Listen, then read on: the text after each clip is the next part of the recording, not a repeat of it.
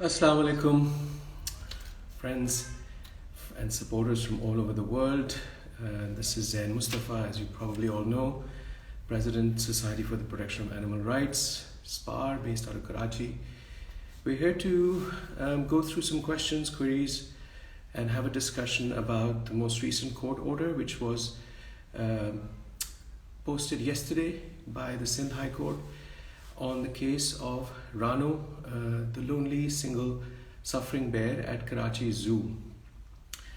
तो सबसे पहले मैं एक general before I bring Mehreen on board from London, एक जनरल मुबारकबाद देना चाहता हूँ, एक जनरल कंग्रेचुलेशंस विश करना चाहता हूँ उन सारे लोगों ने जिनने इस केस को शुरू से सपोर्ट किया है, जो हमें हर तरफ से मैसेजेस भेजते हैं, जो इस केस के बारे में सोचते हैं.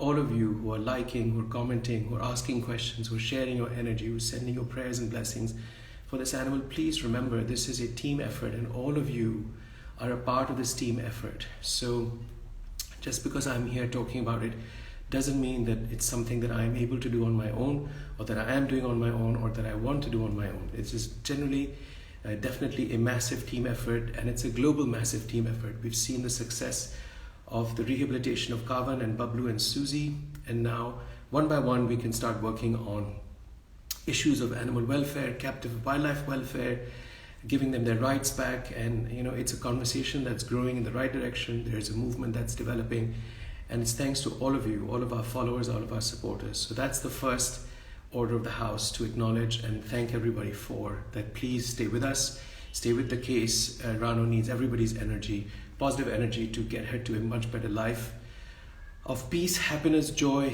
dignity, and the life that she was born with, the rights that she was born with. Secondly, I want to also have all of us acknowledge Mashal Khan, Pakistani actress, who has taken this case on. She's leading the campaign. Without Mashal, we wouldn't have been where we're at today. She's behind it all, and very much, I'm sure Rano is, as I am, grateful to have her there as the leader for this campaign for all of us. Mashal and us, we also have to give thanks to a very intelligent, bright, young advocate on our side. Saman was there in Islamabad. We have Mohsin, Shahwani, who shows up at all the hearings, who's got the case buttoned down beautifully. He is incredible to work with. He knows his stuff. And this is the young talent that is going to take Pakistan into a bright new future. So thank you to Mashal and her 40 petitioners who are part of this case. So that's a lot of people that are already vying for it, who are battling it, who are part of the fight along with you and me, all of SPAR's team. And Mohsin and his team at his office is his team of lawyers with him. So thank you, Mohsin, thank you, Mashal, thank you to all the petitioners. This court order that was passed yesterday has been passed by also two brilliant judges, Judge Irfan Saadat Khan and Judge Yousuf Ali Sayeed. So a round of applause to, again, visionary, forward-thinking, groundbreaking judges that we have in our system, not to be mocked, not to be taken lightly. These are strong, powerful, bright brains and minds, and again, this is our future. We need the support of a humanitarian, of a compassionate, of an intelligent, of a feeling judiciary, so that not only are humans looked after, but also we take on the responsibility of the animals in our care. And we have the two judges on our side who passed this court order yesterday, and we'll follow up on it when the next date comes. We'll talk about that later. Of course, not to mention the role of press and Sama Digital, who's been a great supporter, Muzira Amin, who has shown up at the hearings, who follows up with me all the time on facts, figures, updates. It's brilliant to have young journalists who write so prolifically, who get the facts and figures right. She's been following the story, she's been writing up, and press plays a huge role in making sure that all of you, all of the public gets to know what's going on, that it's not biased, it's a clean-cut, informative write-up, informative articles. So it's a hugely educational role that Muzira is playing. So Muzira, if you're watching this, if you're here with us today, thank you so much for staying in touch, for following up the story, for being with me at all the hearings, for getting the story firsthand, hot off the press, and publishing it immediately in perfectly, beautifully, eloquently structured English. So God bless you for that. बहुत बहुत शुक्रिया आपका Sama Digital का and Muzira. And of course, last but not least is me and my band of merry brothers and sisters in all the NGOs, animal welfare NGOs, animal rights, animal rescue welfare, rescue NGOs in Karachi, in Lahore, in Islamabad, from arts to ACF to Friends of Islamabad Zoo, Saving Life for Paws, friends of ours at Four Paws, all of the NGOs that are battling together in this cause and coming together and supporting us. So for all of us and all of you out there, all of the NGOs working in this very thankless and tiresome animal welfare and animal rights protection industry and field, thank you so much for being there with us and for supporting this cause. And on that note, I hope you've all got your questions and queries and concerns ready, because I'm going to bring on board Mehreen. Mehreen and I were having this conversation yesterday about what this court order means and what will happen with it in the next few weeks. And I thought, why don't we have this conversation in public, because other people have also been DMing us and we've got questions and queries that are very similar. Mehreen is a friend of SPAR's. She's one of our chief consultants based out of London, has played a huge role in research on various different projects, from the lions trade to the bears to the sanctuaries. So Mehreen is a library of information that I delve into, and she's a great guiding force for the decisions we make and the things that we do. So I thought it'd be great to introduce all of you to Mehreen Hussain, a dear friend of mine, and really a true animal lover in absolutely the genuine, authentic meaning of that word. Mehreen is here. I'm going to bring her on board so that you can stop listening to me and listen to what she has to say. And of course, throw your questions out. We're here, both of us are here to not only talk to each other, but also to answer your questions. Please अपने सवाल आगे बढ़ाएं, हमें अपने सवाल भेजें. मेरे DMs के अलावा ये आपके लिए बड़ा अच्छा मौका है. अपने सवाल को आगे बढ़ाने के लिए हम आपको आज ही इस शाम में उसके जवाब दे सकते हैं. Also, it's Christmas Eve, so I think no better way than to give gifts to the voiceless who need all of us there today. I think this is a wonderful way. It's Christmas Eve in Karachi. It's 8 p.m. here, and we're rolling into the celebrations and festivities for all of those who celebrate Christmas. But for those who are not and who are here today with us, this is for the animals. We do this for the animals and the voiceless and all of those creatures who are suffering at the hands of human greed and callous and capitalism and all those things that make us ashamed to be human. So all of us who are here today, the animals bless you, I bless you, thank you so much. And here is Mehreen. Let's bring her on board. Issues so far, I have the court order here with me, and the file, the report that was used, that we had filed, that was referred to in the court yesterday, and Zuhair's report, that is what the new space is going to be retrofitted based on. So I'm hoping that, here we go. Here she is. Hello. Hi there. And can you see me well? Beautifully. And I can see gorgeous shoes. At your request, Mr. Mustafa. I know Mr. Mustafa is a horribly demanding friend, and with friends like you who pander to his misbehavior and misconduct, we make for such a great team together. But bless you. Mehreen, can you just sit up a little bit more? You're getting cut off niche se. Okay, just to lower my lower the phone, yeah, so we can see more. A little bit more, the leaf in the. I don't know if that needs to come down a little bit more without falling off. There we go. That's too much. Let me just. Oops. Does that work? Beautiful. Thank you so much. It only worked for a second. Just a second. Let's just get it.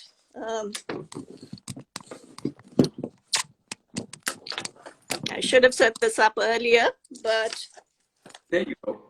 Yeah. Yeah, that's lovely.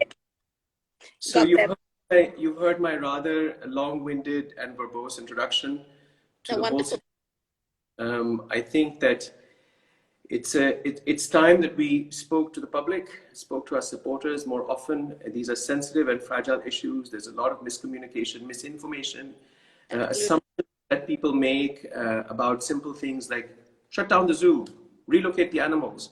And I think it's often, now that people are getting involved and they're asking questions and they're wanting to be engaged, this is a great time for us to explain to everyone that it's not so black and white. There's a lot of gray spaces for us to play in between. We have to look at the reality of many different things before taking a call on it. And one cannot be making these emotional and, I think, Mehreen, brutal decisions that many times actually impact the animal in a negative manner just because it's there to satisfy a human ego need to be empathetic and compassionate actually ends up backfiring. So, yes, you and I were having this conversation. I thought this is a great time to talk about the court order. I sent you a copy of it. Yeah. I have a copy here myself. Yeah. Yeah. It's a good order, don't you think? I think it is. I think it is because I think in practical terms, it's come up with the best possible solution in the interim. I know, as you said, everybody is emotive. And after Susie and Bablu and all the hullabaloo around that, I think everyone was sort of, hoping that, well, let's just get her out and send her to a sanctuary.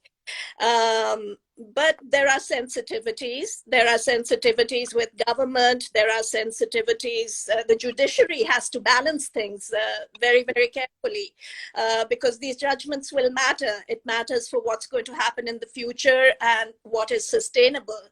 And the truth is, you can't export every animal in captivity in Pakistan overseas. That is a consideration the judiciary has to have. So there are lots of factors to balance off. And I know we're impatient. I know we want the best and we want it fast. But I think baby steps, I think we've made enormous progress this year. It's been incredible. And it's escalated sort of people's thoughts, emotions, what people want to achieve. But I think we need to pause. We need to reflect on what has been achieved. And we need to look at the best possible solutions within Pakistan for the many, many animals who are still in captivity. So I think in terms, going back to the order, I think it's an amazing order because like the Islamabad order, which is just beautifully written, it's a fantastic piece of writing, and I think it's really groundbreaking in the context of Pakistan. This order similarly recognizes the needs of animals as sentient beings. Yes. And if there's one thing we take away this year, I think from what's happened in terms of sort of judicial progress and in terms of awareness, it's the recognition of animals' rights and their needs as sentient beings. So I think that is the first step. And in terms of sort of providing for it an environment, and we have to recognize this is a transitional order, so we have to where we go with it, and we can discuss that as we go along. I think in terms of providing an environment that is suitable to serve its needs as a living, feeling being. I think, the recognition of that in this court order, I think those are significant factors. Mehreen, I think you hit the nail on the head. I couldn't have said it better, but it's interesting that looking back at our history of the 10 years that I've been back working with animals and the history of SPAR over the last 4 years, the zoo, I feel like this year we've broken a glass ceiling in what you're talking about, that understanding of animals as sentient beings. They may not be saying it necessarily in those words, not using those semantics, but the understanding is there. It's a growing awareness from the judicial system all the way down to the man on the street.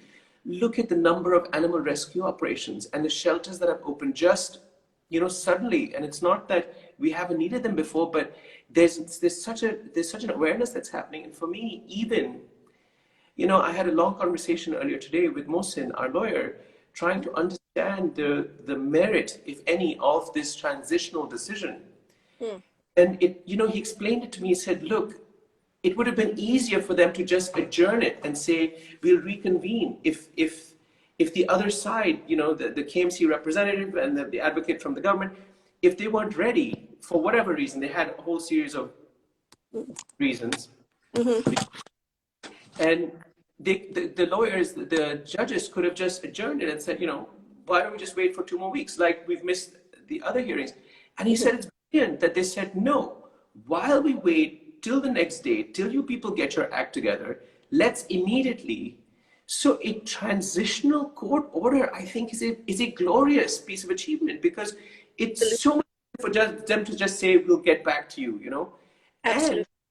And they've given them a deadline. So like Chief Justice Athar Minalla gave them a deadline saying zoo has to be closed by such and such at the Islamabad High Court. These guys turned and said, we're going to reconvene on the 26th, as the court order says, on the 26th of January. If I can find that line. And that this has to be done by then. It promptly, the word they use then is promptly. Promptly. Yeah, I got that too. I'm glad you brought it up. Respondents 1 and 2. Yeah, where is it? Here we go. Under the circumstances, respondents 1 and 2 directed to initiate requisite steps for giving prompt effect to the aforementioned proposal. And interesting enough, the proposal that they have quoted in italics is from the proposal that we gave them, from the that the first judge had made, that had us in terms of SPAR being assistance to the court. The reports that were handed out, this was the report that they all was being discussed. This is the 50-page report that we put together here at SPAR, and a big chunk of this is the education section created by Michelle, also in London. They actually have taken excerpts out of that, which I thought was brilliant. It's not been transliterated. It's not been reworded. They've just taken the chunks out of the report saying, this is what she needs right now. While you guys faff around and get your bureaucracy in line, get the politics out of the way, in the meantime, let's give her some respite. So that is a very unusual thing that's happened. I mean, these judges, both really powerful, strong men. I know them from other cases as well, Yousuf and Irfan Saab. So for me, that's a real breakthrough, that not only we're doing what you've said, is acknowledging the sentient beings, but for Karachi Zoo to be forced into creating so you know what it basically is? It's like a short-term rehabilitation center. Absolutely. We're actually fending for ourselves. We're coming one step closer to the creation of that eventual sanctuary. I think that's something that people must understand today. Mehreen, somebody said, isn't she being sent to Jordan? Well, you have to also check with the sanctuary at the other end if they can take this animal. And you and I have both been doing this research on who is actually going to be the right match for this particular animal. You can't just send her anywhere and get her off your list of responsibilities, right? So there's I sent you that list. There's a wildlife sanctuary in Astor. There's a couple of others. So what happens, as you know, is the wildlife sanctuary ends up being like Kirthar Reserve. It's a park. It has gated areas. But does it have the trained personnel? The personnel to look after the kind of condition this animal is in? And then there was I get so many DMs, I forget, and WhatsApp messages when the stuff comes out in the press, my phone starts going ballistic. And they said, well, why, first this whole thing was, why can't she be sent to Jordan? I was like, well, we have to check with Jordan first, or Switzerland, or Astor, or whatever. But the vet report says that she's fine, she's healthy. What they don't understand is animal welfare doesn't end at whether the blood pressure is okay or not, or whether her weight is okay or not. She's not getting the right diet. It's phenomenal that she's physically as fit as she is. At that, when I showed the picture, I said, okay, you tell me how healthy she is. We've all seen this photo. I don't need to be sensationalist or be dramatic. We've all seen this photo. And this photo showed up in court yesterday as part of the report that, yes, the vets are right. She's physically okay. But is it okay for a bear to live on a floor that's cement, cold in the winters, which is fine for her, I suppose, but hot in the summer, cold gray walls, no visibility outdoors, no interaction, even visual or scent based, Yeah. or with other animals, other humans, any kind of life. Yeah. So there's this discussion of her quality of life and her dignity in being has come up. And I think that's also a very subtle, sensitive level of conversation to be having. That you don't just keep the animal alive and Yeah. say it's fine. For it to be fine, there's many different categories that you have to fulfill, right? Absolutely. So this is what people don't understand, is that you just get her out and send her to a sanctuary. I thought, Mehreen is asking me the right questions yesterday. Let's get this into the public. Okay, so there's another point I'd like to bring out, which the court, I think both courts have been very intelligent in their responses, because in both cases, in Islamabad and now in the case of Sindh, they are giving the government a chance to recognize whether they have the capacity or not. Now, in Islamabad, I know the transitional judgment, the hearing, when that ended, and I know a lot of people were very disappointed because they gave the government opportunity to look for somewhere. And of course, the government could not find that place because they did come to the realization that we don't have that capacity. But it was important for them to come to that realization. Similarly, their capacity to rapidly put in place the kind of environment the bear needs, that will also be telling. So, I mean, I think these are important things, because in the case of Islamabad, I mean, one of the issues which came up on social media constantly is, oh my God, these are Himalayan bears and they must stay in the Himalayas. And there was so much, poor communication around that. And it was a sort of a hashtag which kind of took off on social media, and it became politicized. And they said that, the whole conversation was around, oh my, sending our Himalayan bears to Jordan, to a desert. So there was no understanding of habitat. There was no understanding of need. And for example, all of Pakistan is not a Himalayan habitat. It's not the natural habitat of these bears. In fact, Islamabad is not the natural habitat either. Jordan, climatically, in fact, was slightly better. Now, unfortunately, natural habitat, whether you found it in Diosai, Astor, in Nathia Gali even, we did not have the capacity there to deal with the medical and other needs of these, and rehabilitation needs of these bears. And coming to that realization was important. So, and Jordan did have that capacity, and that was what was critical at that time. So, I mean, I feel one of the really important things is for government to recognize. This leads to there are a lot of other conversations that can come out of this, and in terms of who is best placed to run sanctuaries. Now, in Islamabad, the Wildlife Management Board, and I think it's wonderful, they've come up with this intention to create what they said was a sanctuary, but what now emerges may not really be may actually be a safari park version. That's something that has to be clarified as time goes along, what they're considering and how they're considering to do that. So there are a lot of conversations that can emerge from this in terms of local sanctuaries, who will run them, how they will be run, how the capacities are to be built up. And there were people who were advocating for the bears to stay, who said the sanctuary will be ready in 2 months. Now, all of us know that is, it's an impossibility. Just putting up a fence is not a sanctuary. There are a whole set of different capacities around that.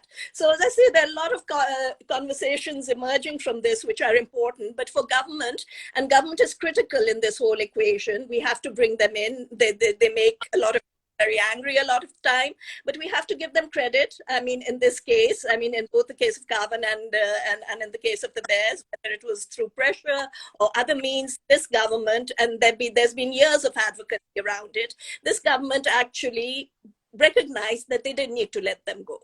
So, I mean, let's take that as a positive, and there's a long way to go in the discussion with them. But I think for me, at the end of the year, I take that as something very positive. Hugely positive. And people are so quick to judge, and they don't mean to judge in a negative manner. It's all extremely well intended. It's Yes. coming from a place of love. It's coming from a place of compassion and empathy.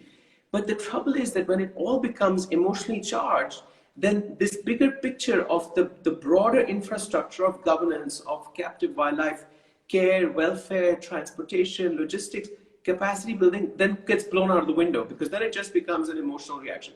Yeah. I have some ideas of what we need to do here in terms of capacity building. You know, Mehreen, this is a word that I will often see people using and they don't understand what it means. Can you please explain to all of us what is capacity building? So, you know, capacity building, I mean, something I worked on through much of my career. Yes. There are many different dimensions of it, you know. I mean, first of all, obviously, you need to have the right goals and the right strategic framework for those goals.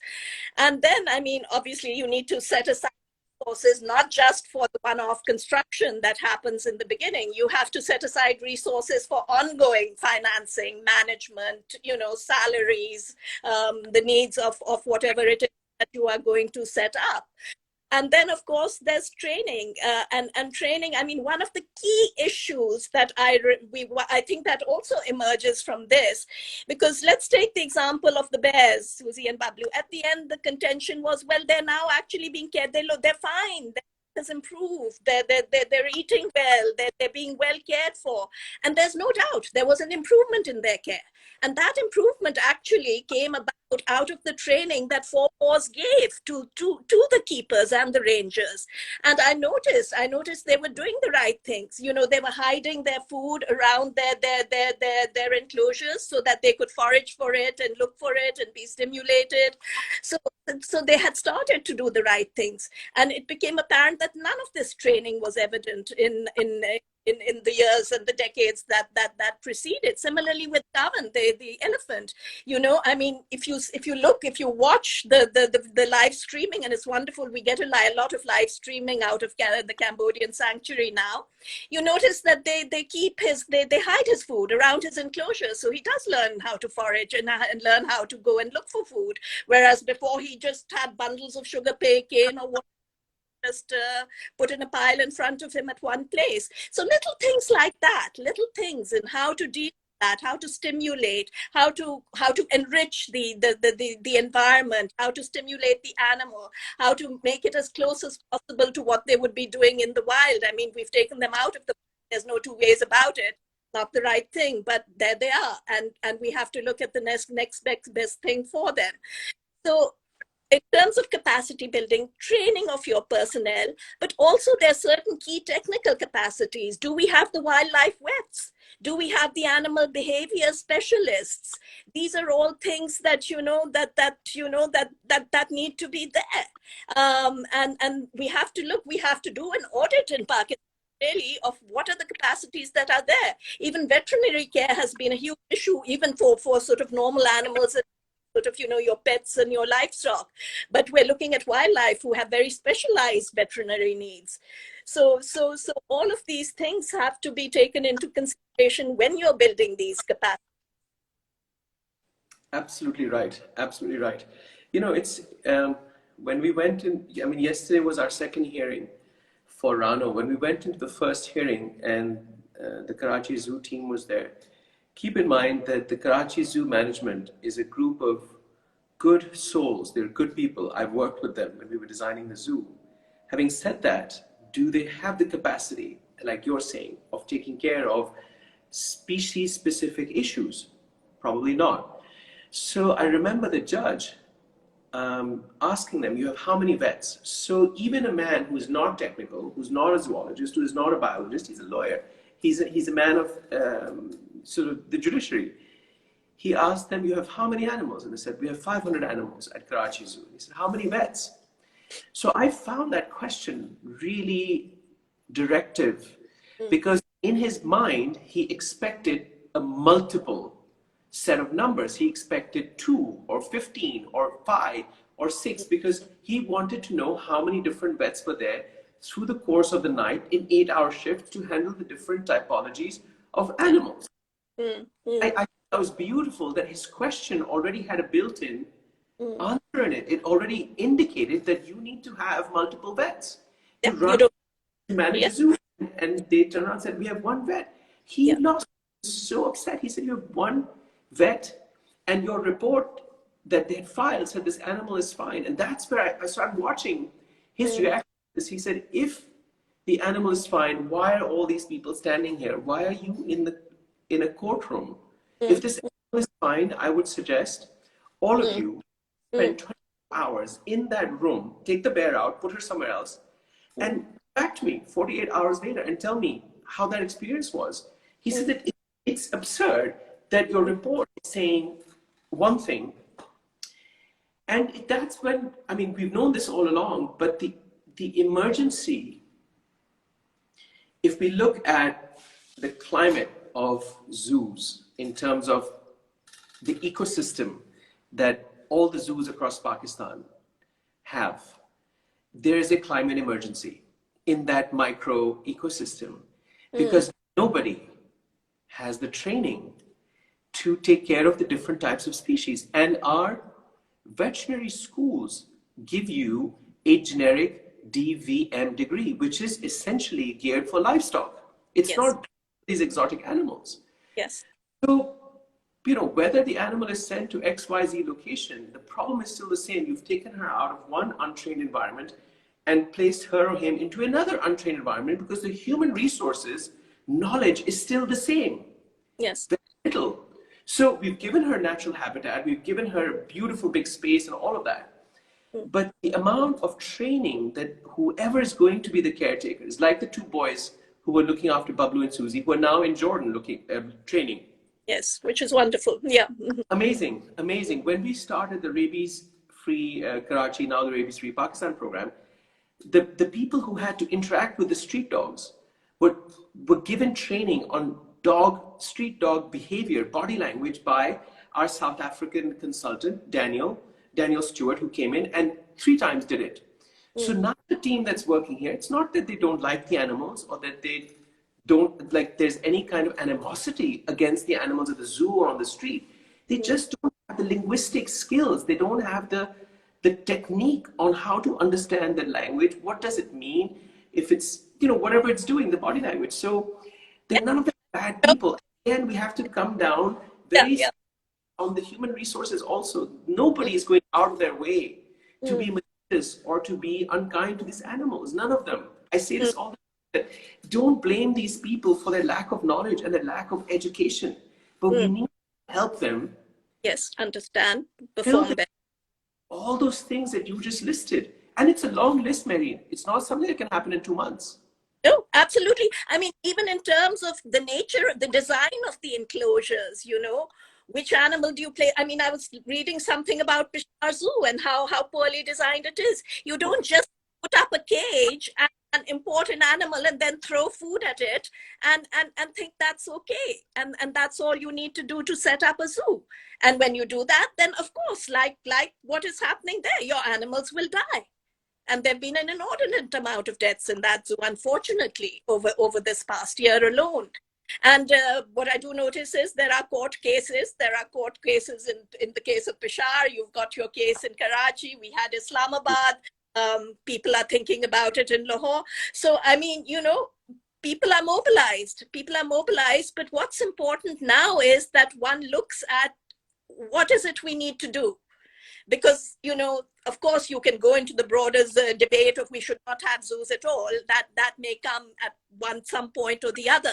But in the interim, what is it we can do to improve conditions now in these zoos? I mean, you know, and you need to have a phased and sequenced and sort of nuanced approach, because there are certain animals that these zoos will not be able to. The zoo is just not an appropriate environment for them, and that was the case for Kavan. That was the case for Susie and Bablu, given the lack of capacity available in Islamabad. So, and there are other animals that with some training and whatever, they may be able to care for in a reasonable manner in the short term until we come up with longer term solutions. So I think you need to work on multiple fronts and because then that you enter into that other emotive debate, which is a global debate of whether there should be zoos or not. And there are pros and there are cons, and there are many people. I mean, again, even in the Pakistani social media sort of context, you had people saying, here are these bunch of loonies and they just want to close all zoos down, and zoos have done so much good, and my children have a wonderful time at the zoo. So, you know, there are all kinds of other things which then come into that. But in the interim, we need to look at a phased approach and a pragmatic approach, and be reasonable in our thinking. And, you know, unfortunately, what happened with the closure of the Islamabad Zoo is the way in which the animals were placed was ideal. And I think all sides need to accept the failures there. You know, there were multiple failures on all sides of the equation.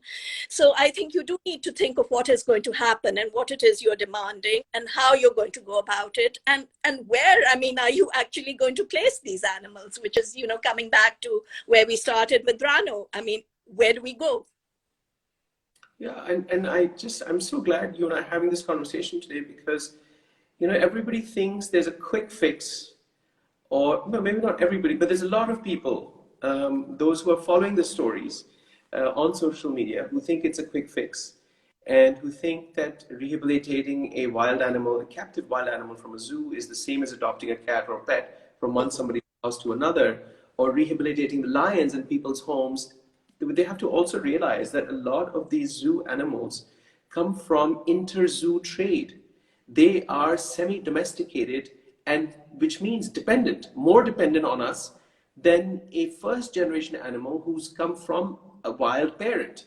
Those are easier to rehabilitate than somebody who's been through 3 or 4 generations. We've got to look at how this impacts, how the zoo culture, zoo climate impacts their genetics, because we are causing problems at that level, right? So it's like a husky. You bring a husky 3 years ago, people didn't know how to happen. SPAR started because of husky. The Rottweilers, cold climate. Dobermans, cold climate. German Shepherds, cold climate. They take time to genetically adjust. They do adjust, but they need care, right? You can't leave a German Shepherd out in the heat. You can't leave a husky out in the heat. Doberman has its limitations. Rottweilers and children, how it's raised, they all have genetic needs. And we keep violating those needs by domesticating wild animals. Now, the dog has been domesticated for thousands of years. It's too late to undo that. But the captive wild animal solution, people must understand, is not a linear, quick fix. It is a very sensitive, fragile process of not only keeping them alive, but keeping them happy, keeping them well, getting involved in conservation and breeding, potential rehabilitation, just moving from point A to point B. You know, the Islamabad Zoo shut down, and the moving of the lions from Islamabad to Lahore, where they died en route, the fire in the cages, this whole process, from the court order to the way spotted, to the final week before Bablu and Susie's departure, the role that Amir Khalil has played, the role that Four Paws, Free the Wild have played, shared, it's just an incredible model for us to learn from, is how much these animals need to be looked after properly, and not, like you said, that we just stick them in a box that happens to be a fence and we throw food at them. Behriya Zoo, Karachi, Hyderabad Zoo, there's a Kurangi Zoo. I mean, there's zoos, private zoos. They all need to be educated and revamped, and if not shut down immediately, but then gradually phased out. Zoos worldwide are being phased out. Having said that, you and I also know people will go to the Karachi Zoo, and I will get messages saying, we saw the zoo in a really bad, we saw the lion in a really bad condition, blah, blah, blah. It's looking hungry and tired and all these things. Can you go do something about it? So my other part of all of this is that you and I do what we do, but civil society has to stop behaving like a spoiled child, and they need to become responsible adults. So I will send them back and say, okay, how about, did you go speak to the zoo director? No. Why don't you go speak to the zoo director? Ask him, please, sir, show me why the lion is looking like this. Understand what it is. Go online. People spend so much time online, all sorts of rubbish. They can do research on what a captive lion should eat, or should look like, or should behave like. So you do your due diligence, you educate yourself, and then you come to us and say, listen, there's a huge problem here because the stories are not matching up. Now, I know that the zoo animals are fed. What they're fed is a separate issue. They're not hungry. They're not emaciated. That Sudan zoo picture that went irresponsibly viral that was blamed on Karachi Zoo. This is stuff that we have to stop. It's a Yeah. really sensitive, fragile set of issues we're beginning to create a movement with. But the people on social media and civil society, I want them to get involved, but I want them to get involved in a mature, non-emotional, adult, responsible manner. We've never, Karachi Zoo has, in its history of 150 years, never had a lion in that skin and bones condition. You Yes. know, Yeah. so I got so many of these. I eventually said, oh, for heaven's sake. So I went to the zoo. Yeah. And the zoo management said, can you please help us get these people to understand that our lions? And I said, you know what? I don't have to go to the cages because I know how the system works. I've been into your stores. I've been into the feeding sections. I've been into the lion cages. I know they looked after here. I know the caretakers. I know the feeders. The lions at Karachi Zoo are in a small environment, correct? Natural habitat is missing, correct? Enrichment programs missing. All of that capacity building needs to happen. Are they starving to death? No. Yeah. Yeah. Yeah. Yeah. Yeah. No, Yes. that side of it also is that Damn it. we're battling the government, we're battling the lack of education, we're battling all of these things. Alongside, we're battling well-meaning civil society as well, social media. Yes. Yeah. Yeah. Yeah. Yeah. No, absolutely. I mean, I think there were a lot of sensitivities, even in the case of these animals, which have, you know, in the case of Kavan and the two bears, in the sense that, you know, I think a lot of people were on the other side were hurt. They said their zoo where animals are kept in much worse conditions around the world. There are lone elephants in many zoos, and they're correct. There are lone elephants. There's one there's a park in Britain called Longleat, which has an elephant kept nicely, no doubt, but a lone elephant. You know, so all around the world, yes, you have cases, but we are dealing with our cases. We're not saying that bad things don't happen around the world and it's just Pakistan where bad things happen. We're not alone there, but we are being Pakistani. We're dealing with our own context and we are dealing with our issues. And we do have a severe lack of capacity in dealing with these issues. And as you said, it's a lack of knowledge. It's a lack of little things that you can tweak to make things better.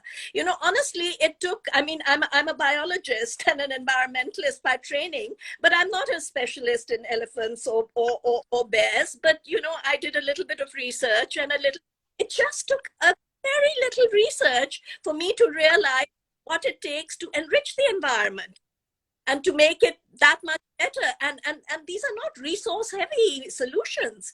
They're very simple solutions. If you look at the video today of the bear, one of the bears that Four Paws rescued, and they're in its new environment, and all it takes is a cardboard box with straw in it, with their meal hidden inside that box, for them to be able to forage and be stimulated and look for and play with the box as a toy.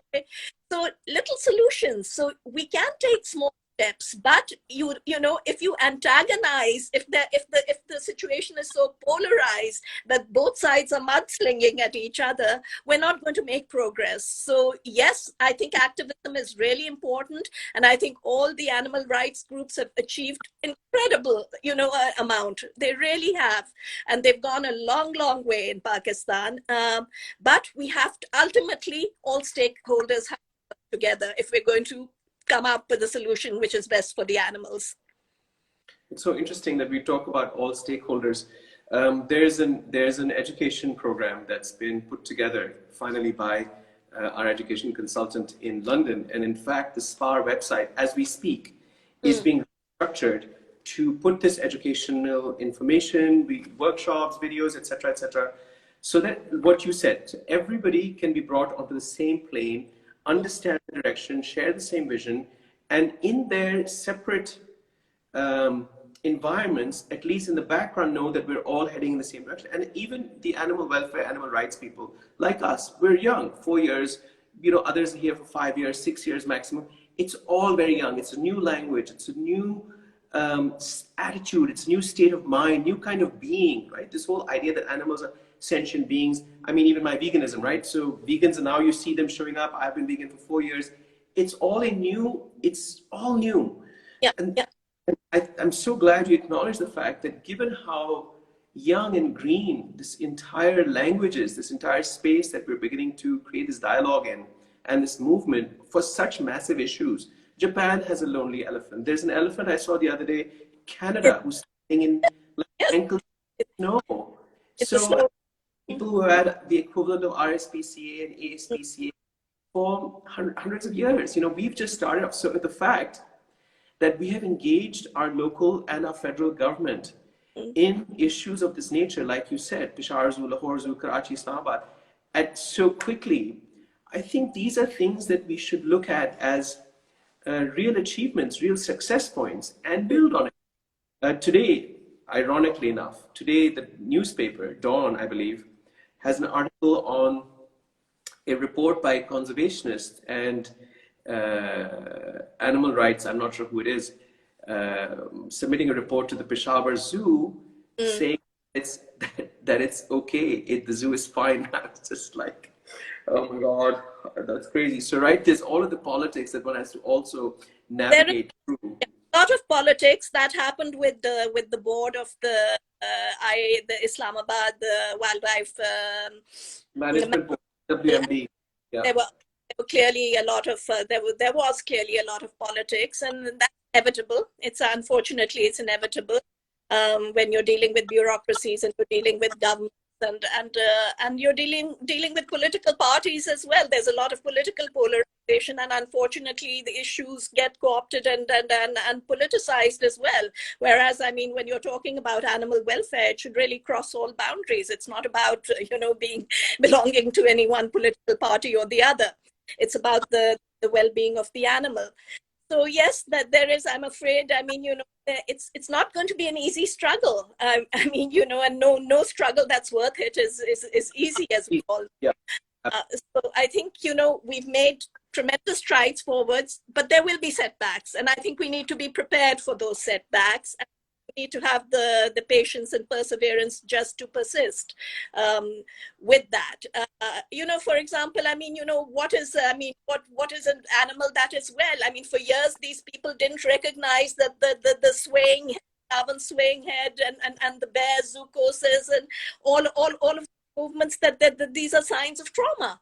So not even having enough knowledge of animal behavior and sort of, knowledge of wildlife and different species, I mean, and their needs that is something which has been a huge gap. And these are the gaps which need to be plugged.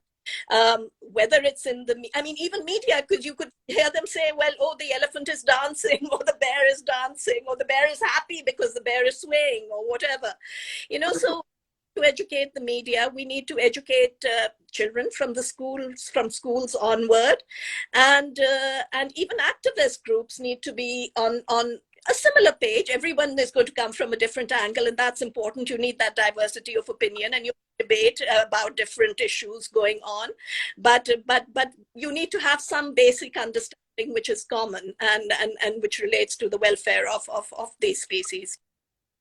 Mehreen, you've said two more really important things, is debate. We need to also understand that discourse and debate comes with a certain protocol. Yes. Mudslinging, calling names. Yeah. I don't suffer it, but I see it happening to others. Yeah. Is unnecessary, unfortunate, and frankly unbelievable. So opinions are formed very quickly on very little information, on zero research, no due diligence. I am happy to have a discussion and help inform somebody about what the press is writing, why they've chosen the words they've chosen, but I also expect the other person to have done their homework. Whether it's going through our page and getting the facts right, or going onto the internet and getting the facts, at least get yourself, if not well-educated, at least semi-educated. Don't just share opinions because you have an opinion to share that's not really thought through. And then I see these conversations, you've seen them. I've been following closely, with the bears got so unpleasant and ugly, and you think, wait, these are all educated people. They're not like people who you can find say they haven't been to schools or they haven't been to universities, the language that was used, the kind of statements that were made, I was horrified. I'm like, listen, we're trying to save lives of animals. Why are all of you taking it so personally? Focus on what is important and make sure that when you share your opinion, it's a technically sound, educated opinion. Otherwise, ask questions. Get someone else to help you, get direction, and then come with you. There is nothing wrong with a healthy debate, healthy discourse. I'm all for it. Bring it on. Get civil society aware. But people, and I mean, those conversations that, I didn't get involved in because I don't ever respond to comments that are inappropriate, what I think are inappropriate, because they're not engaging in a dialogue discourse. They are just inciting aggression and violence, and I'm not up for that. So I was watching what was happening, and you were sharing, and we were having this. So that's not debate and discourse. That for me is just bad behavior, and it's badtamizi, and it's not helping the human conversation. Certainly not helping the animals. So when that situation ends, the rest of us are all still here. Who do you go back to believe or to work with? And I mean, some of those people that were in those conversations, I hope I never see them, because I'd be embarrassed to even sit in the same room and say, wow, what happened to your etiquette and humanity? You're talking about being compassionate to animals. You're not even human to each other. How horrific was that? I mean, you see those conversations on Twitter with the bears. It's horrible. I hope that never happens again, and I hope it doesn't happen for the Karachi, that we can actually go through the process in civilized. No, it wasn't civil. Unfortunately, it descended into a lot of political tribalism, and that political tribalism means that, oh well, I agree with so and so politically. They must be right. They're putting forward an opinion. They must be right. I'm going to go and hammer that opinion on and amplify it on social media. And it was escalating from that, and it was building up. Watched it. It's very interesting how social media functions. So it was interesting how that was building up, and it was very unfortunate, and it came from a lot of imperfect knowledge as well. So each individual was doing their own research about the background and the facts behind the case. They were assuming that this person is someone who I support, whose opinions I support politically or otherwise, and so I'm going to go and put forward that and retweet it or sort of, amplifying it. And that was where the Himalayan bears must stay in the Himalaya thing came out of. So, again, very imperfect knowledge. What is the bear's habitat? Are they going to actually be kept in their habitat, XYZ, what are the specifics of this particular case? What are the needs of these particular bears? So very imperfect knowledge, but everyone was an expert suddenly, and everyone was sort of, proffering their so-called expert opinion and amplifying this on social media. So you don't want to go there again. I think each of us has a responsibility to do our own research. Even, you don't have to come from that particular technical background, but it takes just a little bit of Googling, really, to look into things and to form a more balanced opinion. Things are often not black and white. There are often many shades of gray. And discourse must always be civil, and it's very unfortunate when it descends into sort of lack of civility.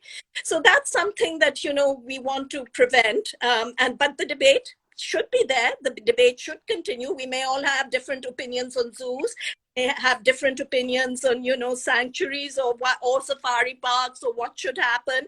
But there are certain fundamentals which are correct in terms and which are black and white in terms of an animal's needs. And those are things that we push for.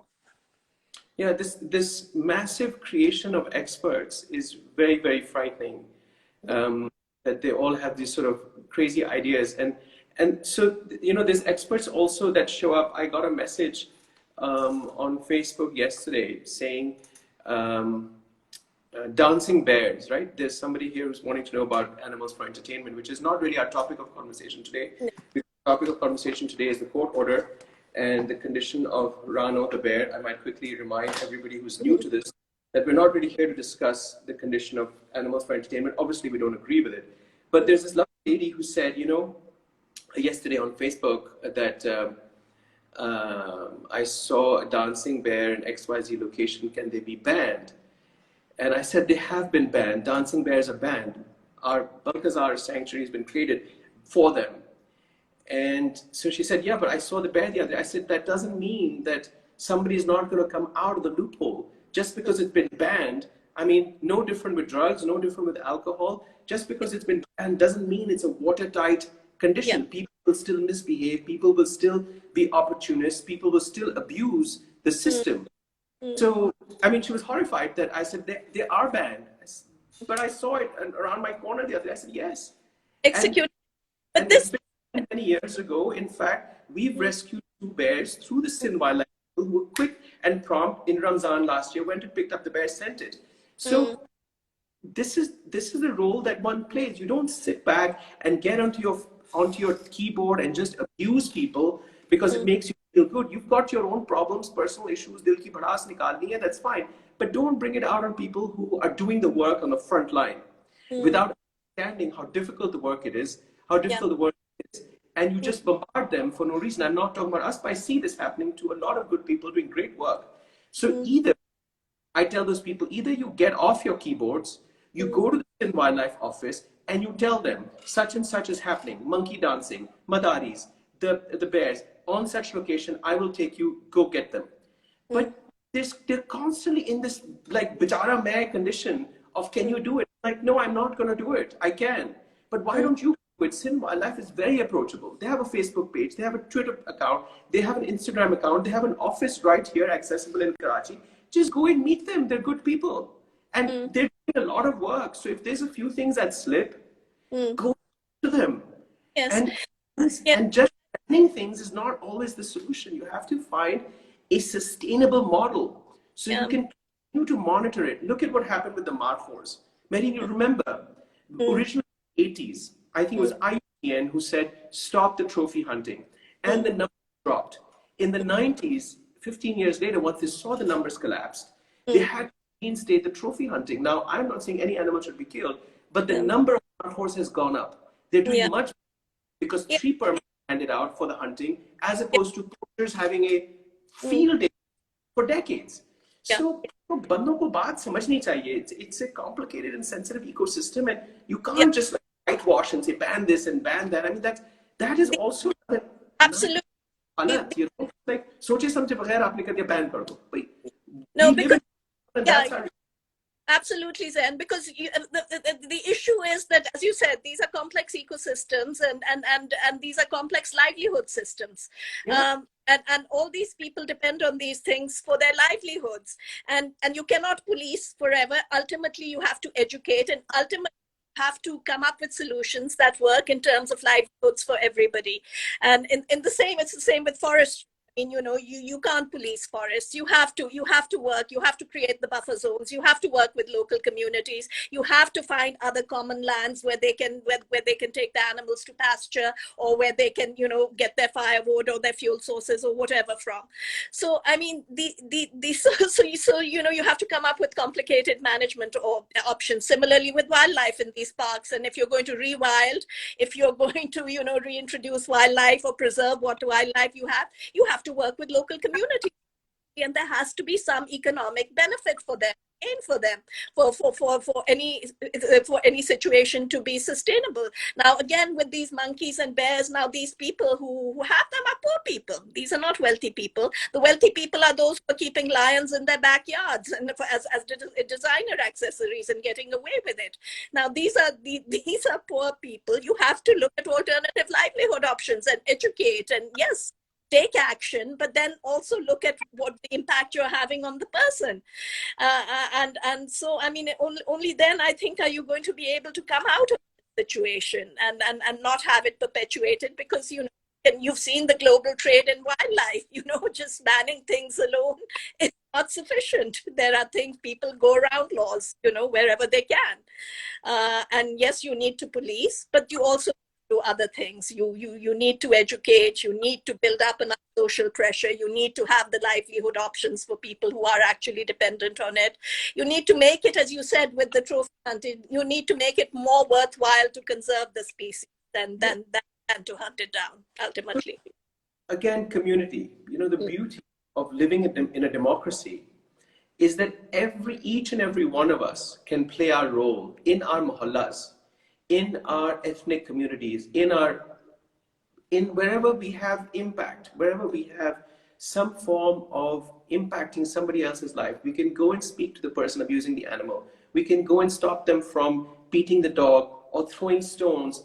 But you know, it's such a waste of energy if I see people who are saying so and so is beating the dog in my neighborhood, but you've taken time out to Facebook us or Instagram or whatever, us or XYZ NGO, when you could have just gone to that child and said, listen, this is not great, or gone and spoken, knocked on his door and spoken to his parents or her parents, whatever, and said, you know, this is not really the right thing to do, before it's instantly escalated. There's so many opportunities where each and every member of society can take the issue in their own hands and in a civilized, polite, respectful manner, diffuse the situation, save the animal, stop the abuse. I encourage this all the time, is that stop escalating issues that don't need to be escalated, that you can sort out immediately. It's I think this is our strangely colonial mentality that and our history with non-democratic governments, where we just feel like somebody else should do this for us.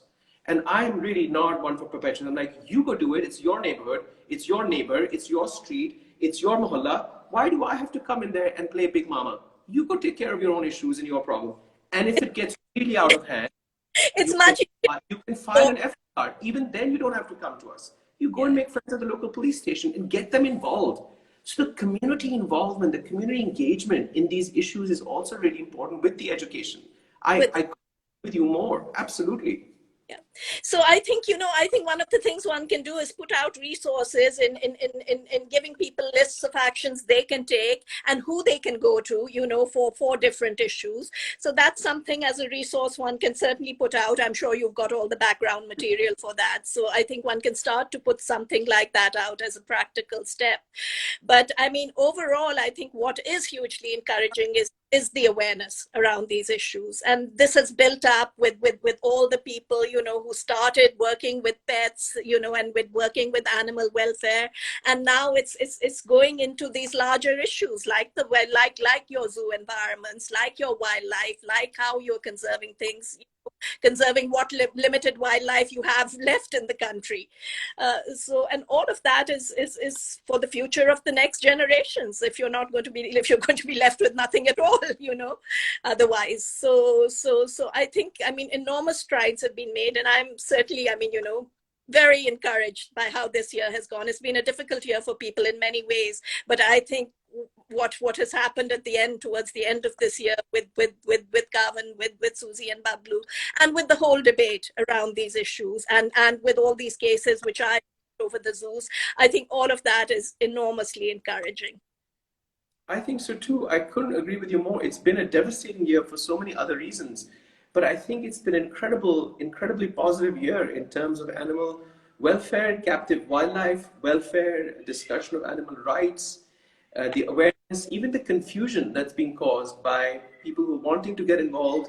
I had this beautiful message coming from somebody in Islamabad saying, love what you're doing. Can we create a similar setup in Islamabad? Can you give me some tips? And I thought, wow, it's not just a matter of here's the 5 things you need to do. It's going to require a lot more. And I will help them set up. Yeah, but yeah. I love that people, A, want to do it. B, they believe that they can do it. C, they have the faith that somebody will help them set up. And 4, they understand that within our government, today's progressive government, they have the opportunity of doing something like this, which will have benefits and impacts on what you said, the future generations. So these are all people, as far as I'm concerned, who are potential leaders, who are potential nation builders. Because if you're planning now, sowing the tree seeds now, knowing that that child of yours will benefit from it, 20 years from now, I think this has been a great year for all of that. No, absolutely. So very encouraging. Lots of things, obviously, to work on, but definitely, I think huge strides. And the thing is to make it going forward, to inform themselves that, yes, we would love to open the cages, let all the animals out, but we can't do that. You can't. reintroducing an animal into the wild. In some cases, it can never be done. In some cases, they will always have to be in some form of a controlled environment. In most cases, in fact, in some cases, yes, maybe you can, but in many cases, you do that. So, the lobby for the creation of sanctuaries, to look into management options for those sanctuaries, because it's inevitable that government alone can't do it. There has to be some form of private sector involvement. One has to look at the management options. One has to look at building the capacity. But certainly, I think the foundations and the links and the dialogue has started, and I think that's what's critical. And if I can repeat after you, is the capacity building, as you've said, and correct me if I'm wrong, is not only capacity building that needs to happen within the zoo management across the country, but also capacity building with anybody who has a smaller zoo, private zoo, not government, that Yes. Get involved in the conservation of captive wildlife, because that's a topic for us to look at, is illegal trade worldwide, or the trade of 200 lions or 200 elephants to China for XYZ aphrodisiac, donkeys out of Pakistan for their hides, all sorts of madness. Yes. Conservation, capacity building at schools, capacity building at universities, at the corporate sector, that capacity building that you've hit with this long list of things that people need to learn about, I think goes far beyond just the veterinary capacity building, but just in general, Yes. in society, we need a capacity building framework and the buzzword, the vocabulary, to start infiltrating the system, that people don't think that this is so far away from them to get involved and engage. And so the capacity building for civil society must also happen. Yeah. Because, now, I mean, in every housing society, whether you have a beria or whatever, you have a little animals in cages there. You have campaigns against stray dogs. And then, in society, in high society, I mean, it's where they become designer accessories. I mean, there's a whole lot. I mean, there is social censure that has to be applied there. It's not cool. It's not cool to have a lion as a designer accessory. If you're doing a fashion shoot, yes, make sure that the animals are treated well, and they're not animals which are coming from an environment in which they're being poorly treated. All these things, it's just building up that awareness. This is really interesting. This is really, really interesting. A few years ago, there was a school in Lahore that had, pet day, which is fine. All the children bring their pets to school. And some child brought a cub in a cage. And, the school was very excited about it. And they posted on Instagram. And of course, I quickly found the owner, who at that time was holidaying in London, and said, listen, this is not something you should publicize, because it's going to make you look bad. It's not encouraging. It's not the right message to send out to the other kids. And certainly not a right message to send out to the public on Instagram for their general knowledge. You don't want them to think this is normal or this is a good thing to do in terms of raising my child, and it's bad PR for you. They took the post out, they spoke to the parents, they sent them a letter and said, don't do this again. This is not acceptable. So at least you nip in the bud at some point. Recently, what was this? You just talked about the lions. Yeah, so lions as accessories. There's a really large real estate development company who was about to shoot, really fancy, expensive, costly series of ads, video shoot. And someplace in their showing of a glamorous lifestyle, they had gone abroad and they had found themselves, these animals at work for these ads. And they're very well looked after, like the animals in films, right? They go through no cruelty. Yeah. So they were discussing, the art director was discussing with me that we're doing this, we're doing that, and wanted some just feedback on the architecture of the set and interiors and whatnot. And someplace they said, oh, we're going to have a jaguar, or I don't know, it was some like big cat, lying all across the sofa or the bed. I said, please take that out. Yes. She said, well, really well looked after, and we will take care of it.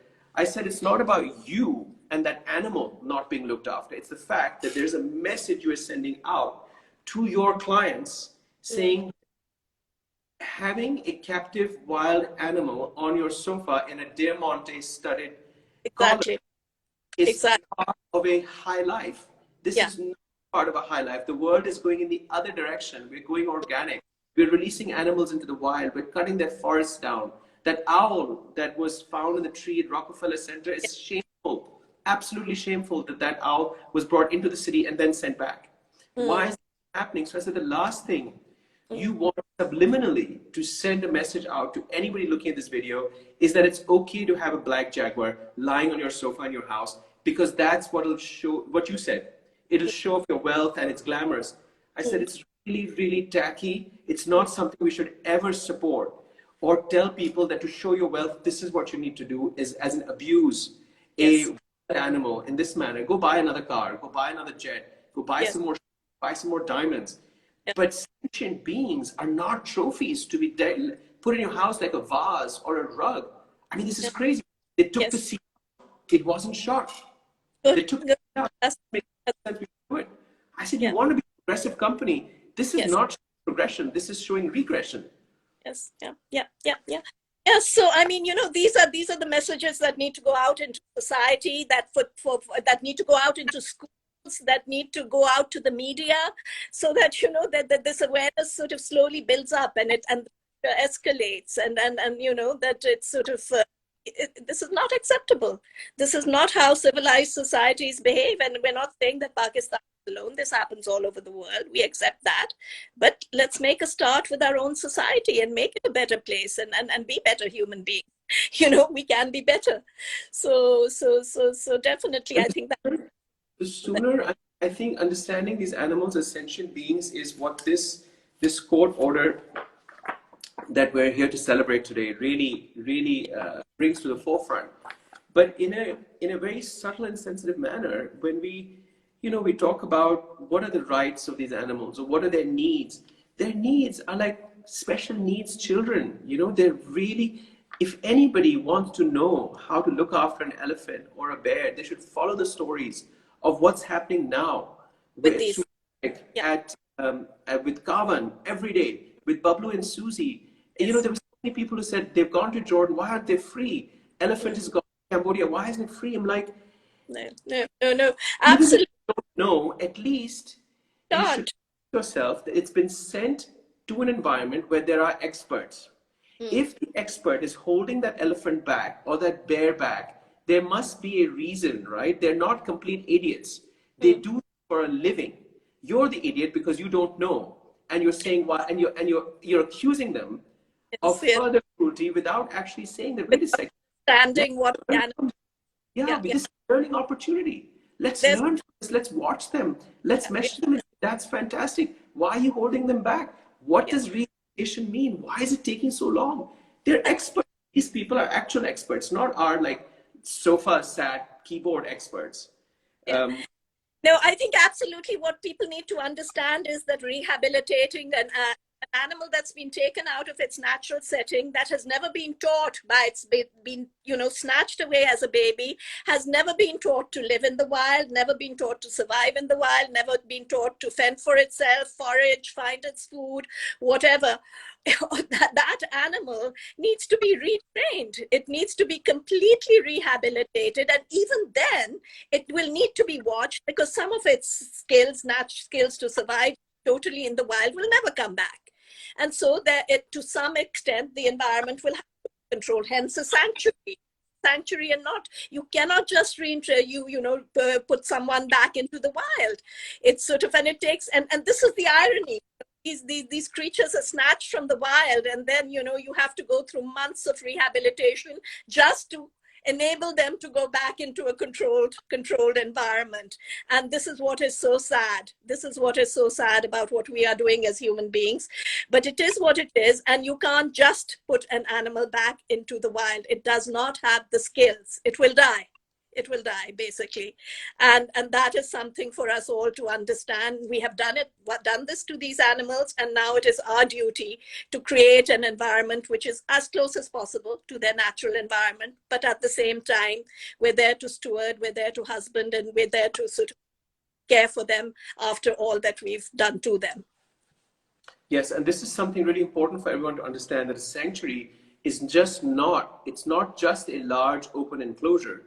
It's an environment that fulfills their needs, psychological, emotional, physical, intellectual. It has enrichment programs. There's a whole animal husbandry process that gets done. There's somebody keeping an eye on them. giving them their freedom back as much as is possible, because they are still dependent on us. Yes. So it's very, very thin, sensitive tightrope that one walks on a sector which is what the future of zoos should be, that the zoo should shut down, it should become an education environment for conservation of local and indigenous species, breeding, for just that. And these exotic animals need to go into a sanctuary, because in the wild, many of them, like the orangutan, are being hunted and poached. Forests are being cut down, and then, right? I mean, you don't want to go back into the wild where they lose their lives within 24 hours anyway. In an instant now, I mean, I was looking at a statement by Jane Goodall, and I mean, she was sort of coming down on the side of the zoos, having some kind of a, nicely run zoos, precisely because the habitats are not there, the poachers are there, and she says, I see these chimps out being caught in snares. I see what's happening, because of the human encroachment on their habitats, and and then I think that well, maybe in a very nicely run zoo, maybe they're better off. So there are lots of arguments to be had. I saw some orangutans the other day being reintroduced into a sanctuary, not into the wild, and it had to go through months in forest school before it learned the skills even to be reintroduced. But the drive back into that sanctuary was through, miles and miles of palm oil production, forests. I mean, this is what we're doing. The habitats are not there. There are poachers. It's a very nasty world out there. And, and nature has fought back this year with what we've had with COVID. This is what happens when you encroach on people's sort of lives and other creatures' lives and environments. So this is the way the world is, but it's not black and white, and the whole process of rehabilitation requires skilled retraining. This is the thing. It's sort of rehabilitation. That is one of the other areas of capacity that we don't have in Pakistan, is, how do you retrain these animals to then to some degree themselves so they can be released into a semi-controlled environment. So these are, again, another whole different set of skills that we need to build up, and understanding that we need to build up. I'm hoping that in 2021, along with releasing some animals into the wild, releasing some animals into sanctuaries that have to be built, understanding the government, having the government understand what the issues are with all the zoos and captive wildlife through Pakistan, we should also have education programs that not only are open resource like ours, but also in the main curriculum, capacity building in the zoos, capacity building in the sanctuaries, capacity building amongst our police force. Yes. You have to catch it. So, I'll get this call saying, sir, mujhe call, main karun kya? What do I do with them? So I'm doing this job of coordinator and secretary to connect the right person, because they don't know what to do. How do they try them in a cage? Do you pick them up with a towel? Do you pick them up with a pole and a cable on it? Do you scare them with fire, which is obviously not the right thing? Do you scream at them, beat them? So there's capacity building that is required, and I really hope that 2021, that's what we develop, the general across the board capacity building. I think you've hit the nail on the head, and it's a slow process. That's not a quick fix. We have great we have reports like these that are being done. We have suggestions by experts like Zohair on what needs to happen in these environments. Here's my for the conversation. Wild creature.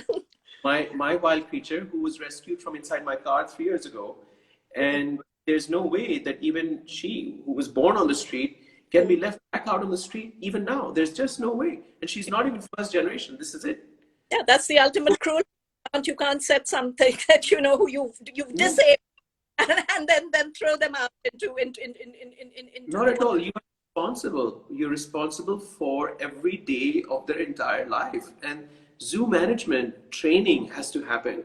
The skill set that you're talking about in all our zoo sanctuaries, all of these people, this would be amazing, Mehreen, if we can develop partnerships with expert and organizations globally, like 4paws, for instance, and say, listen, let us at least send our people to train with you every year, annually, for the summer, for the winter, for whatever time. So from the top management to the guys at the feeding level and the cleaning level, to actually get, you know, because they're all on donations, they're short on funds. We can't expect organizations like that to constantly be at our beck and call. It's unfair, it's rude, it's disrespectful, it's unprofessional to Yes. expect to come and constantly clean up our mess and constantly be, you know, free of charge doing this stuff. We need to invest in our own human personnel, our own human resources, and send them out for proper training, not just get their basic DVM from the local university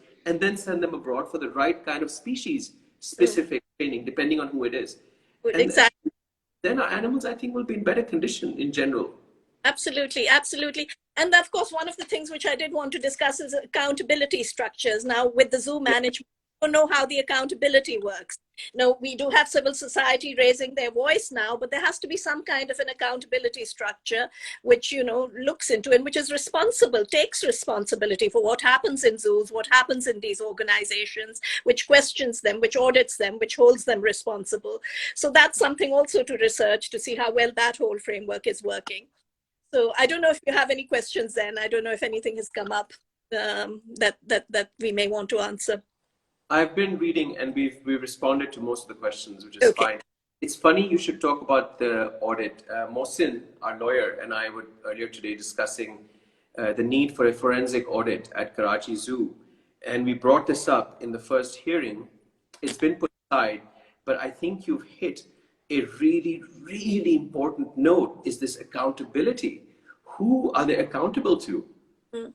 The government bodies are not accountable to any of us. They do as they please. We keep putting the pressure on.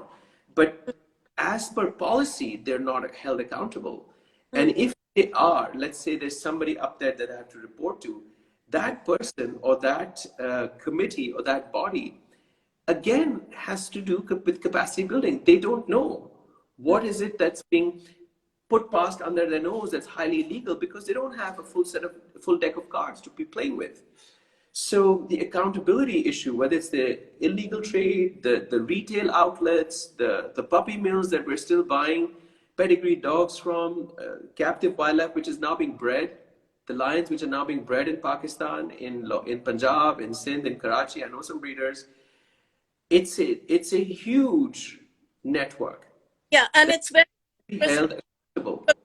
Genetic stock by all this inbreeding and this sort of internal captive breeding. You're doing damage to the genetic stock as well. So all these things are considerations that, you know, need to be taken account. In terms of accountabilities of government, normally, you know, they have internal mechanisms for financial accountabilities, but I mean, you need to go beyond the financial accountabilities and look at the outcomes. And that's what's generally, you know, slips. So definitely, you know, lots of areas to work on, and everybody has to join hands in working together on all these fronts. Absolutely. And Pause Pakistan has just commented that Karachi Zoo affairs need to be looked into. What is going on? Staff is selling wild animals on social media. Pause Pakistan, feel free to go and speak to them. I've had a discussion about this yesterday and today already. There is something that's going to get done. I'm not able to share that with you right now, but for questions like this, if you found the material, print it out, go to the director's zoo, find out what's going on, ask them the questions. You have as much right to that information as I do. There's also an institution called PILAP, the Pakistan Right to Information, Pakistan Information, PILAP. Contact them and say, we want information on this. Naeem Sadiq is working so hard on getting salaries raised for the man on the street. So for things like this, whoever's managing your page, Pause Pakistan, thank you for that question. We're already looking into this. I've seen the same YouTube page and the posts, but feel free. You have a concern, go to the zoo director, print out the material and go and ask them, what is this about? Meet the guy who's selling, allegedly selling the cubs, see what they tell you. See if it's something that's worth further investigating. See if you want to turn it into a police case. See if Sindh Wildlife is involved. Please go ahead and do the investigation. It's worth it, really. It's worth it for sure. I encourage it. Yeah. No, absolutely. And I think everybody needs to raise voice in every forum. And it's when these voices converge that I think things will start to happen. I think definitely in the case of the yes, the amount of social media sort of, activism that took place did influence the decision, obviously the court decision was paramount, but definitely I think the social media voices did have some impact, and it was good that those voices were raised. And this is what we have to collectively do. So yes, there's a lot that's happening that's wrong. God knows what happened to bulk of animals that were, rehomed after the Islamabad Zoo. We don't know. We don't know whether an audit was done. We don't know where they are. We don't know what happened to a lot of them. Some of them may have gone missing. Some of them may be on breeding farms. Some of them may be in a youth park. Again, these are things we all need to track effectively, because I mean, I understand every organization is quite small and limited in resources, and often, run one or two people, or so I understand resources are limited, but we need to pool these resources, do the research, each individual to whatever extent they can, and then come together collectively to raise voice. The collective voice is really, really key. So if there's an issue that only one organization is constantly going back to, that issue develops an immunity. But if, like you've said, 20 different organizations keep coming back in their own perspective, in their own way to that same issue, that collective voice, that rhythm, that repetition, that energy then creates a movement to make change happen. It cannot come from just one source, taking on complaints, turning into the hero for the situation. There's no hero business happening here. You find a situation, I will say it again, go to it. Find out what the problem is. Don't come to us and say, you go do it. It's not my job to solve other people's issues. If you have an issue and you are an organization that is part of this larger field of all of us working with animal welfare, or even if you're an individual, just go up to the source and say, what's going on? Explain this to me. This is a democracy. We have the right to that information. None of these things are secrets. And the accountability, of course, I think the accountability is something that we need to develop as policy for 2021. Mehreen, we've also rewritten the law. Lawyers have worked with me for the last 4 months. And the entire thing has been rewritten. It's looking really good. It's going through now through a vetting process. It's going to be looked at by some external consultants. And actually, you're one of them.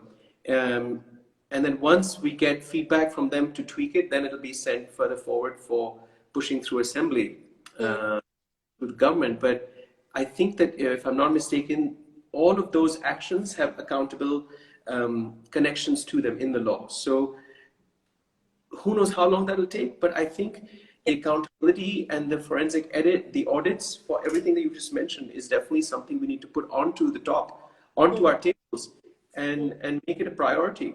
So that, I guess what I'm saying is that we need to stop this continuous crisis management and firefighting and actually build a sustainable infrastructure, right? There's capacity building, audit, there's education, there's all of these things. That whole web has to be built instead of just constantly going into crisis manage one incident after another, after another, after another. Yeah. And there will always be elements of crisis management when certain animals reach that point where, it does become a crisis. But alongside that, as you say, you have to have that systematic build-up of voice and capacities and shifting the public imagination. Shifting the public imagination, yes. Realigning the paradigm. Paradigm shifts is what we want. Mehreen, that's so beautiful. I'm going to stop talking. I think I've taken enough of your time. It is Christmas, and people maybe want to go to work. So you will have to get back to Christmas Eve activities in your beautiful, beautiful shoes. I'm going to thank you and beg my leave. Thank you for everyone who has joined us today. I hope you've understood what we're looking at in terms of the court order, in terms of what will happen in the zoo for Karachi, for Rano, the direction that we're heading in. This is the court order. I will share this on our social media page.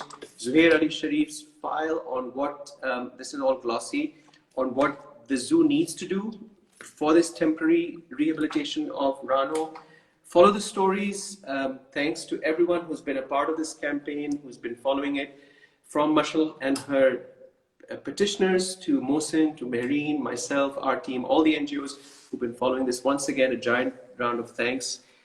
Thank you for everyone who's been joining us here. Pause Pakistan, thank you. Mehreen, thank you so much. Thank you for working with us as you do year after year after year. It's lovely to have you on board. Have a great weekend. Thank you, everybody else. Take care of yourselves. Khuda Hafiz from Karachi and myself. Thank you, everybody. Yeah. Khuda Hafiz.